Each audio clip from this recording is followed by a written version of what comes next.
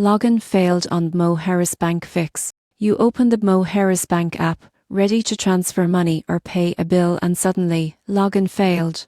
It's annoying, but here's the surprising truth. Most of the time, this issue is easy to fix with a few quick steps. First, start by checking if BMO Harris servers are experiencing an outage. Banking systems sometimes go offline for maintenance or heavy traffic. You can search BMO Harris outage or check their social media for updates. If the issue is widespread, waiting it out is the best option. They usually fix it quickly. If it's not an outage, your next step is to check your internet connection. Poor or unstable Wi-Fi can cause login failures. Try switching between mobile data and Wi-Fi or restart your router. Now, make sure your BMO Harris app is updated. Outdated apps are one of the top reasons users can't log in. Head to your App Store or Google Play, search for BMO Harris Bank and update if necessary. Still stuck? Try clearing your app cache or reinstalling the app.